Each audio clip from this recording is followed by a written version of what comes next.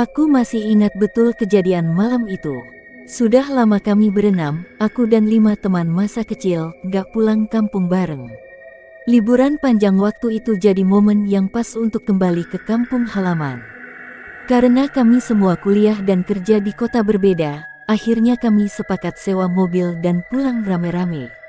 Perjalanan awalnya seru, tawa, lagu, nostalgia masa kecil, semua mengalir sepanjang jalan. Tapi menjelang malam, cuaca mulai berubah. Hujan turun deras, kabut tebal turun, dan jalanan yang kami lewati mulai menyempit.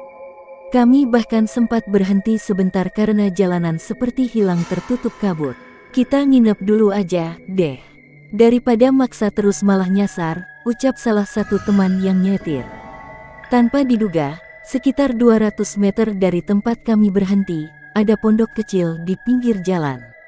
Bangunannya tua, kayunya mulai lapuk, tapi anehnya tampak bersih. Ada papan kayu tergantung di depan bertuliskan, "Silakan berteduh." Kami pikir itu rumah singgah biasa, mungkin untuk pengendara yang kelelahan. Karena sudah hampir jam 11 malam dan sinyal juga menghilang, kami memutuskan masuk. Tidak ada orang, tapi pintunya tidak terkunci.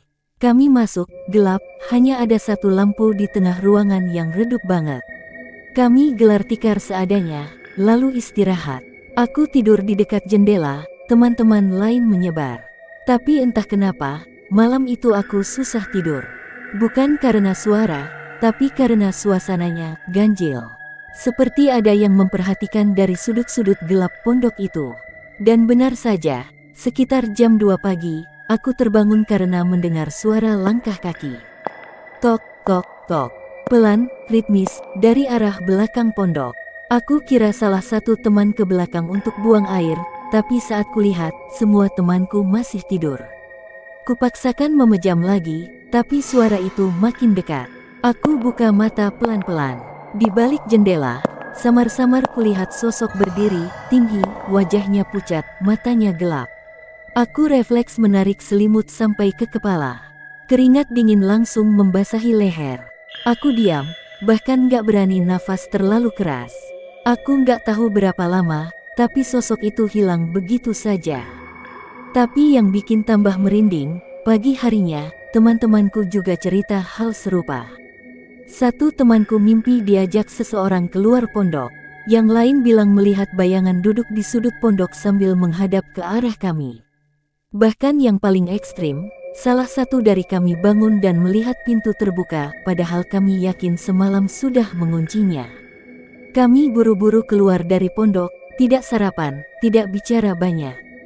Setelah beberapa kilometer, sinyal HP balik lagi. Kami iseng mencari info soal pondok itu, tapi tidak ada satupun info tentangnya.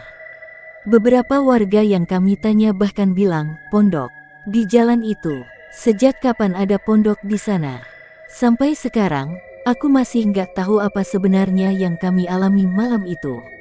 Tapi setiap kali lewat jalan itu lagi, aku selalu melihat ke kiri, dan pondok itu tak pernah tampak lagi.